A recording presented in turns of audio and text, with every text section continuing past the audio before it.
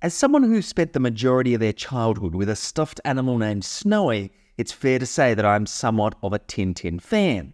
So much of a fan that despite the fact I disliked reading as a child, I was always reading the Tintin comics. Of course, I always knew how they ended, but there was just something very exciting as a child in reading these comics and imagining yourself taking part in all of these adventures. And things only got better for me when my local television station started broadcasting the television series The Adventures of Tintin, which I felt, even as a child and in adulthood, was extremely well done and very faithful to the original source material. Then, like many kids, I grew up, and things like comics didn't appeal to me as much as they did in the years past, and as a result, I didn't even think of Tintin for over 10 years until the Steven Spielberg movie, which while I enjoyed, I certainly didn't consider a blockbuster, and I didn't even realize until researching information for this video that there was actually a cross-platform game released alongside it. Flash forward to 2024, and I was browsing GOG and came across a modern-looking Tintin game which I had never seen before. So I decided to do a bit of research, and yeah, the reason I'd never seen it before was that from what I could find, there was very little mainstream media coverage or even secondary media coverage of its release. Metacritic doesn't even list a score because too few critics have reviewed it, with IGN France being the only one effectively scoring it 4 out of 10. So my curiosity got the better of me and I decided to purchase it. Now, I purchased the PC version for this review, but Cigars of the Pharaoh is also available for virtually every other platform, meaning there's no shortage of ways to play it.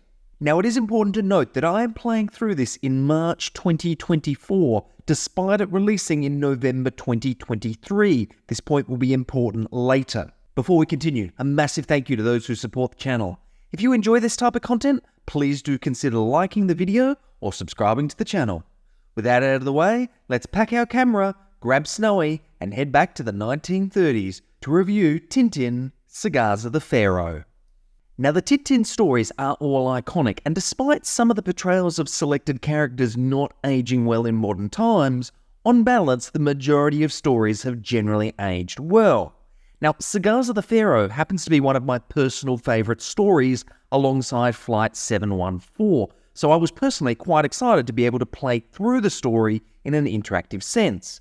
For those not familiar with the original media, Cigars of the Pharaoh follows Tintin throughout the Middle East and India on the trail of a mysterious cigar trade which sees many people go missing under mysterious circumstances.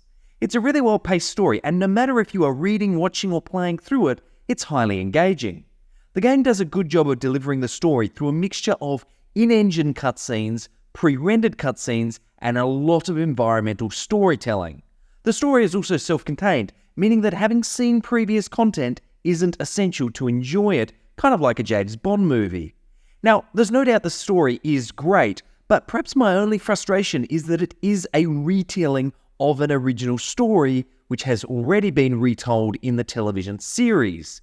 If you've never read or watched the story before, then you're in for a treat. However, if you have, you'll already know exactly how it's going to end before you even start, and I do wonder how much more the game would have appealed to existing fans if it included a new story. In terms of gameplay, Tintin is a third-person adventure game with a fairly broad mixture of supporting mechanics.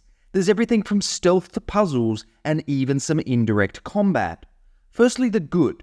The overall level design is very well realised, with a lot of small detail being included to really help sell the overall 1930s setting.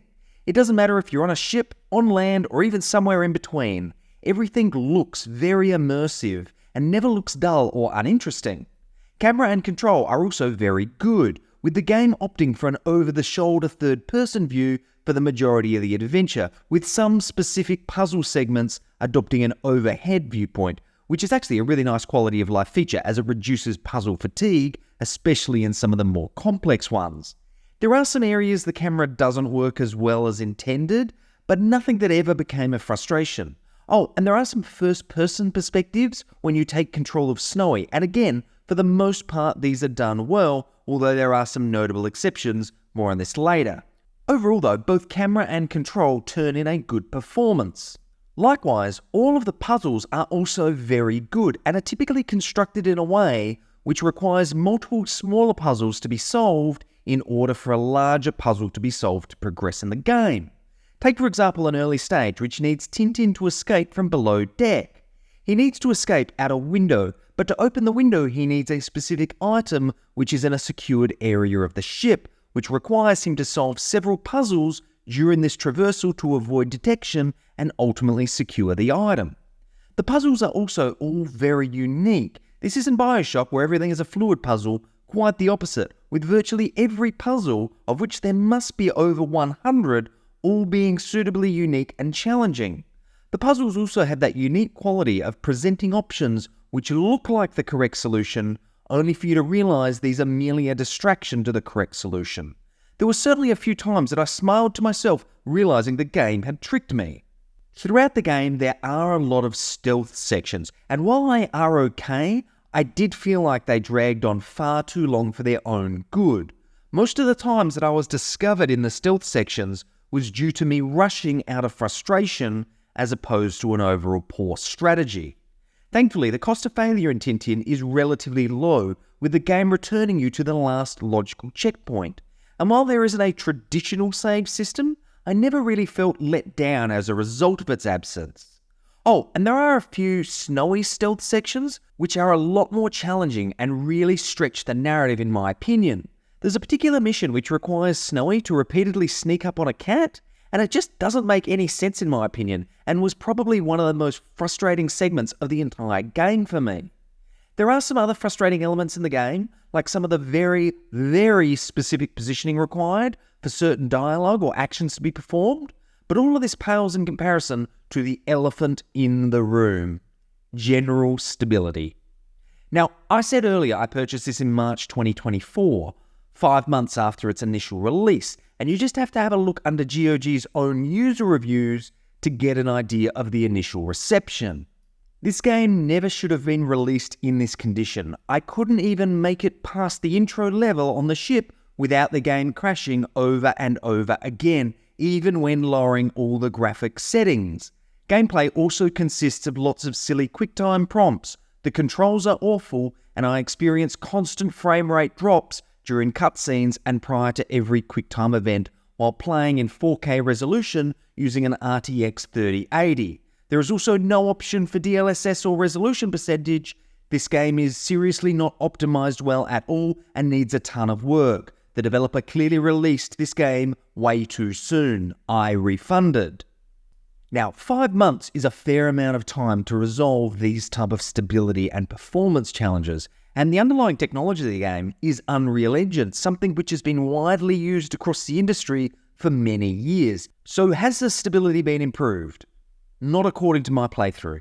I personally encountered many hard and soft locks, as well as just strange occurrences.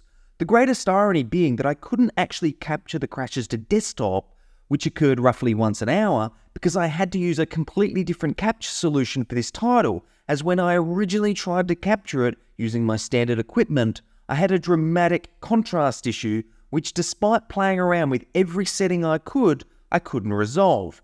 Now, I'm not saying this is necessarily a game issue, but I have never had this issue with any other game I've captured. Outside of the crashes to desktop, here's a sample of some of the issues I encountered. Randomly, when playing as Snowy in early stealth sections, the switch to third person just stopped working in completely random places. When I was captured as Snowy, the music that plays when you're captured continued to loop through the next playthrough.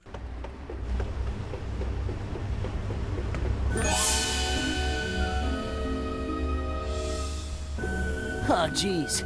This'll prove to Tom there aren't any rats. Requiring a complete restart of the game to clear. During a puzzle, the ability to move items required to complete the puzzle stopped working, requiring a complete restart of the game to reset, only for the same issue to happen again, requiring another reset. Now, I could go on here, I really could, but I think you get the idea. Normally I say I can deal with bugs that aren't game-breaking, but the issue here is that these are game-breaking. It's hard to stay engaged in a game that either crashes or requires you to restart the game every half hour or so.